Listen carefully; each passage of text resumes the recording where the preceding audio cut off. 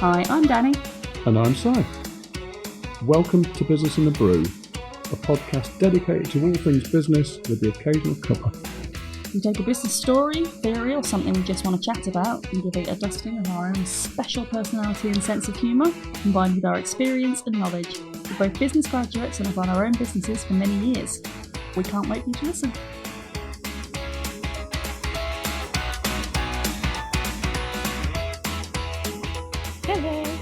Hello. Right. What have we got? Cult brands. There are grown adults, fully grown adult humans with company logos tattooed on their skin. Are you going to give me a list of all the people who do that? Or Yes, is it, this is just a six-page document with names of people who are that stupid. So these are brands that have achieved cult status. Yeah, they've basically turned a product into a religion. Is Apple one of them? I mean, yeah. Yeah. But there are more examples. But it's more of a discussion about what turns a product, a brand, into that cult following, where people are that passionate about it, they will tattoo. Like, people have Audi logos and Mercedes logos tattooed on their skin. What the frig? Yeah. No. Wow. But that is, and the reason that happens is because those people, they feel so connected to a brand that they want to carry it forever. Or until they can afford laser removal. One of those two. Yeah, that's commitment. It is. You know, there are people who queue overnight in the rain for an iPhone upgrade. Yeah. No, I get that. But having it tattooed, that's almost. I'm booked in for a tat. What am I going to have? Oh, I don't know. I can't find it. Oh, I know. I'll put Kellogg's on my bum. I'm just thinking that's what it's like. No, but is it really? Yeah, is it really down to passion for a brand, or is it because someone actually can't think of anything else they want to put on themselves? I don't know. Should we stop the episode now? If cult brands don't exist, it's just they couldn't be asked to come up with anything else. I think that in some cases, yeah, potentially. But I think there are people out there who are genuinely that passionate about things. Yeah. I can imagine it. I mean, I've got Alice in Wonderland quotes. Tattooed. So I feel genuinely passionate about Alice in Wonderland quotes. And butterflies. And stars. And phrases in French. I've got a lot of tattoos. But anyway. That is a very extreme example of dedication to a brand. But as I said, there are people who will queue overnight for an iPhone upgrade. Beer drinkers who will drive 40 miles to a specific tap room and refuse to drink anything else other than that one beer. But they're not irrational. They're entirely rational. They have a set of values, and that goes deeper than the product itself. They genuinely, it's this product or it's nothing. Yeah. So we're going to talk about what they are, why some brands inspire that kind of devotion that most companies can only ever dream of. Whether you can build it deliberately or whether it's just sort of dumb luck. Interesting. Yeah, okay. So. It's intentional or... Well, yeah. Right, okay. So brand loyalty is as old as commerce is. But cult status is different from loyalty. So a loyal customer comes back because you're reliable or because your product works or because whatever. A cult member comes back because you're part of the identity. They feel like they are part of that brand. It is part of their identity and you are part of theirs. So Kevin Roberts, the former CEO of Saatchi & Saatchi, coined the term love marks in his 2004 book of the same name. So brands that occupy a position in people's lives beyond rational preference, combining high love with high respect. His examples included Apple, Guinness and Harley Davidson. And the list of genuine cult brands is actually pretty short. That achieve that kind of status, definitely. 100%, yeah. Understanding what they share is instructive, though, because it could... I still think it's very difficult to get to that level of status, but... So, Harley Davidson, for example. In the early 1980s, Harley Davidson was in crisis because all the Japanese manufacturers, Honda, Kawasaki, Yamaha, were producing motorcycles that were faster, they were more reliable, they were cheaper, and they basically were better engineered. By objective product measures, Harley was losing badly. So AMF, the American Machine and Foundry, which had owned Harley since 1969, was considering shutting the company down. Good grief. I know. A management buyout in 1981 saved it, and what the new management recognised that Harley's real asset wasn't its manufacturing capability, it was its mythology. So the American road, the open highway, the freedom, rebellion, independence, and they leaned hard into that mythology rather than trying to match the Japanese on specs. So they literally stopped trading on specifications, started trading on, well, the ethos of the brand, if you like, the and a lot of legacy. Yeah. In 1983, they created the Harley Owners Group, HOG. Oh, yeah. Oh, yeah. A membership club for riders that organise rallies, rides and events. It was a customer community before anyone had invented that phrase. And today, HOG has over 1 million members worldwide. Harley's customers don't own motorcycles, they belong to something. I can see that. And that is such an identity. It's so iconic. So you got Apple, the brand that made technology personal.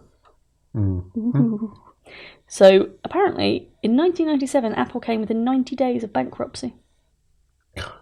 I know. You don't know this stuff, do you? It just, Microsoft invested $150 million, partly to avoid antitrust scrutiny and partly to keep the competitor alive. And then Steve Jobs returned. The 1984 Super Bowl ad that launched the original Mac was the prototype for everything that followed. It wasn't about the product, it was about you. Are you one of the sheep, or are you someone that thinks differently? Think different, not buy different. Yeah. So the Mac, the iMac, the iPod, the iPhone. One of their absolutely catchphrase taglines, wasn't it? Yeah, and so each one introduced not as a product, but a cultural moment. And he really built community spaces within the stores, not shops, because they're not. Apple stores aren't shops. They're about speaking to a person, 100%. Yeah. So he did it so differently. This made me laugh. The Genius Bar was deliberately named to make you feel clever for being there. Which is ironic because you're there because you can't do something on your phone, so actually, you're not a genius. But anyway. But you're not talking to a genius. No. Well, you're supposed to be. Every element of the experience was engineered to reinforce belonging to a tribe of creative, curious, sophisticated people. And it's done it very, very successfully. So got another one, Beaver Town. You know Beaver Town? Oh, I know Beaver Town very well. So Logan Plant, who's the son of Led Zeppelin's Robert Plant, started homebrewing in a barbecue restaurant in Hackney in 2011. The beers were good, but the brand was extraordinary. The skull artwork, which was created by designer Nick Dwyer, was unlike any other British beer. It was bold, heavy metal meets sort of comic-esque, cartoony almost. The branding was so strong that before Beaver Town had significant distribution, people were seeking out the merchandise, t-shirts, cans, prints. The Tempest project, their planned mega brewery, attracted huge public interest. And when Heineken acquired a minority stake in 2018, the reaction was fierce because some fans felt genuinely betrayed by Beaver Town. Yeah. And that reaction is what tells you everything. That was a crossover point for me. Absolutely. Yeah. Because you sold shares to a large company, you're moving out of cult territory into sellout territory. Yeah. So if you that was where there was a difference. It was a change from it once being craft, and now it being part of a much bigger corporate machine. entity. Yeah. So what those brands share. So I've got 5 things. First of all, they share a clearly defined enemy, which I never considered before, but it's true. So Apple had IBM and later Microsoft. Harley had the Japanese, which is a very sweeping statement. Early Brewdog have mass-produced industrial lager. Cults define themselves partly by what they oppose. So, traditional cult would oppose antithesis. The man. Yeah. Second, scarcity and exclusivity. Limited releases, membership requirements, geographical restrictions. You can't just have it, you have to earn it or deserve it. Third, the creation myth. Every cult brand has a foundational story that is almost religiously retold. Steve Jobs in a garage, the Harley buyout. Yeah. It's that man again, Matashits in Bangkok. Oh my goodness. Dietrich, the guy with Red Bull. Red Bull, yeah. Fourth, a visible community. You can see the other members. The Hog Rally, the Apple Store queue, the Craft Beer Festival. You're not alone in your faith. You are part of this community. And then fifth, a product that genuinely delivers. Yeah. So cults don't form around mediocre products. The product has to be good enough to justify the belief. Yes. But the product isn't the only reason for the belief. So can you build a cult deliberately? It's quite a lesson. Do you think you can build a cult deliberately? I mean, there are many cult leaders who would say that yes, you can. Can you build a cult following around a product deliberately, is my question. You have to define that product very carefully. And it starts with one. Yes. And I looked into this and I went back and forth on it.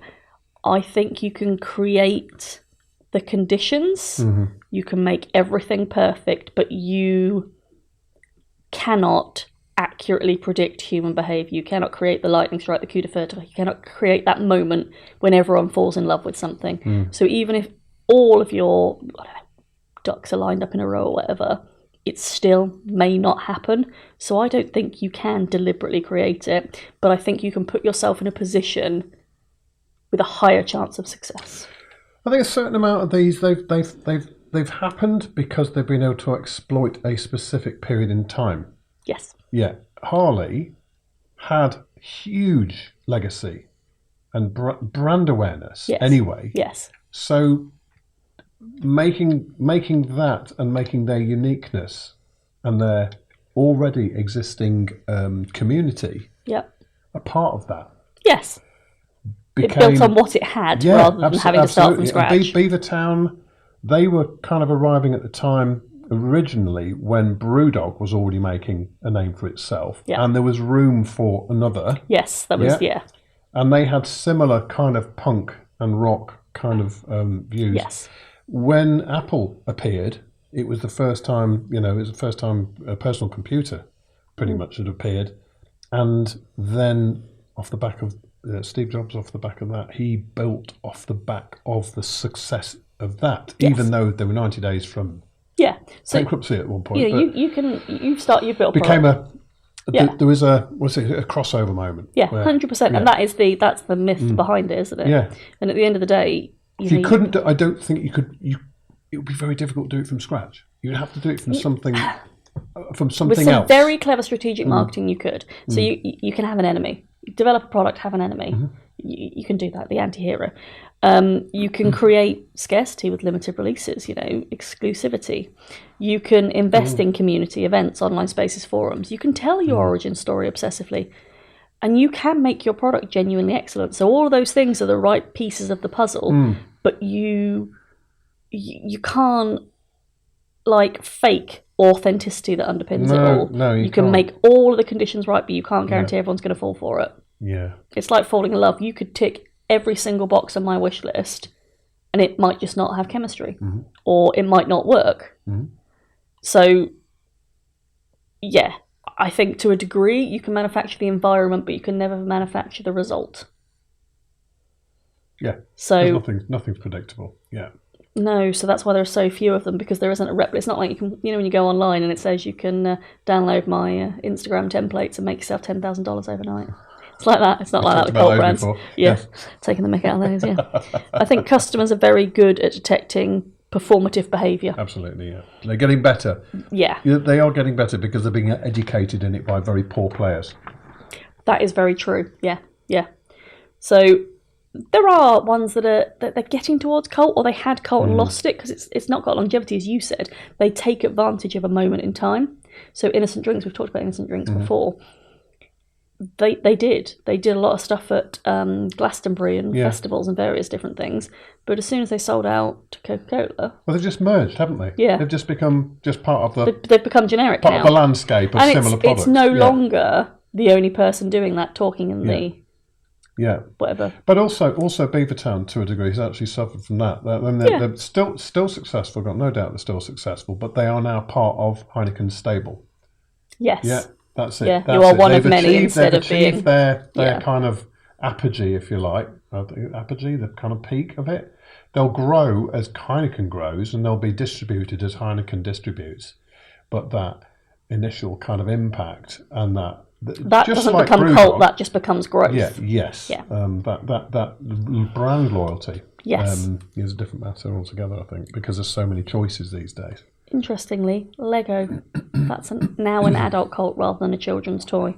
So again, they were close to bankruptcy in 2004. They'd overextended into theme parks, video games, TV shows. They'd pretty much lost sight of the core product, which is the joy of building. Yeah. And a dramatic turnaround restored focus on basically the bricks. What they discovered in the process was that there was a massive cult following from adult fans. They're called AFOLs, adult fans of Lego. Who were building extraordinarily complex models and sharing them online. So rather than ignoring this off-label use, Lego embraced it, creating adult-targeted sets, the architecture sets, the Saturn V rocket, the botanical collection. And today Lego is one of the most valuable toy brands in the world, and its adult fan community is a core commercial segment. Brilliant. So that's tapping into nostalgia. Have you seen what... Oh, go on. Well, that's a good question, actually. So, yes, potentially part of it will be nostalgia. I built Lego when I was younger. I still love building Lego. Yeah. But the level of complexity and care that will go into a build you do as an adult compared to... when I was younger, I wanted to build a castle and have knights and things galloping around. Now I want to build that really expensive Death Star and have it sat there so I can be proud of it with a little C-3PO in it. You've got that brand association. 100%, I trust it. I wouldn't buy off-brand Lego, It gave you something ever. Back then that it gives you now, that excitement. There's a satisfaction, there's an excitement, There's something going on with Corgi toys at the moment. This is proper nostalgia, kind of tapping into nostalgia, almost demand. When I was a kid, I had a few Corgi toys. They were little not dinky. They were little cast metal cars. Yeah. I've got the James Bond Aston Martin. I've got a few others. I've got some dinky stuff as well. And what they've done is they have reproduced using the original mouldings, I believe, from the factory. Faithfully reproduced almost their entire range of Corgi toys. So you can buy that original gold-coloured Aston Martin from Spy Who Loved... not Spy Who Loved Me. Got a man with a golden... Oh, Goldfinger. That's it. We'll just list all of them. Yeah. Goldfinger. It came out as gold rather than silver, which was in the film. Yeah. But that has been reproduced faithfully with the box and everything. You can actually buy into these. I love that. There was the dinky versions with the Thunderbirds, Thunderbird 2 and the rockets, Thunderbird 1 and 3 and 5. And people are buying these up as collector's pieces. Yeah. So I remember at the time thinking, I wish I could go back in time and go and buy these toys from the toy shop. But now you don't have to go back in time anymore. It's true. You're not scrolling eBay for a perfect fit. Forward. Yes. I remember when my kids were young, Fisher Price bought out a load of nostalgic toys, one of which was a record player, and they were these round, I think they were 6-inch, like plastic discs with grooves in, and they play nursery rhymes and things like that. Remember those? And I bought one of those for my kids, who could not care less about it because it's not technology and it's not advanced. But to me, I was like, this is the most amazing thing ever. Yeah. I don't care if I'm playing Row the Boat 15 times on a plastic record. Yeah. It's brilliant. And I love stuff like that. And I think there is a place for it, but again, it'll come and go. Oh yeah, it will. I mean, it's a momentary kind of tapping into nostalgia. Yeah. But the others are progressive. That's what makes them. They are and they aren't. I mean, I'm now looking at this. If you look at Lego, for example, bankruptcy in 2004. Yeah. Now the biggest valuable toy brand in the world. Mm-hmm. It's only 2026. That's only 22 years. Mm-hmm. If we have this conversation in 2030, will that be the same? Will we all be bored of Lego and be doing something else? Will we also be bored of podcasting, Marlon? We're going to run out of things to talk about. I know that for a fact. We're fed up of each other. Oh, I don't know what's said. Well, that's true, yeah. So I think they have achieved cult, and Harley seems very enduring. But they are probably going to endure. Apple endures because it keeps evolving. Realistically, Harley Davidson doesn't keep evolving. It stays relevant. And that's the thing, it's relevancy, isn't it? Yes, I suppose it is. It's satisfying the demand from its believers, its followers. But again, you can't recreate that. No, but you can maintain it. You can keep it going. Yes. Obviously, until you go and commit some awful fraud or... do something nefarious. Yeah, and all of a sudden everyone ditches. But what if like all of your hogs all age out of purchasing? You know, when they all become OAPs and drop dead, are we bringing in new hogs? You know, with Harley, are you constantly having to regenerate an audience? Must be on the... Oh, well, I assume so. Yeah. That but like Women's Institute. Timeline. It ages out. The Women's Institute ages out, which is why they're so desperate to get new, younger women in, because... Well, they're desperate. Well, yeah. Because they'll end up with no members, because they will all aged out to the point where they've died, and there's no one left to run the Women's Institute, because it's not a model that exists in modern society anymore. I think. I think Women's Institute members might have a thing or two to say about that. I've been to the Women's Institute. And did they say anything about that at the time? Well, I didn't say that, did I? I went to listen to a man talk about a helicopter.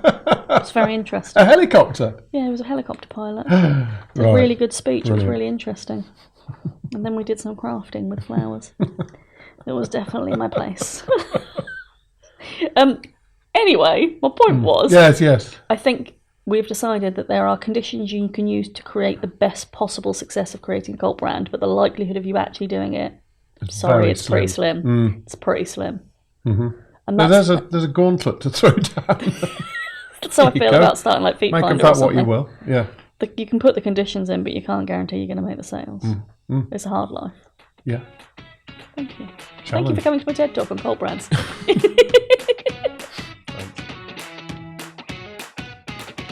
Thanks for supporting us by downloading and listening to this episode.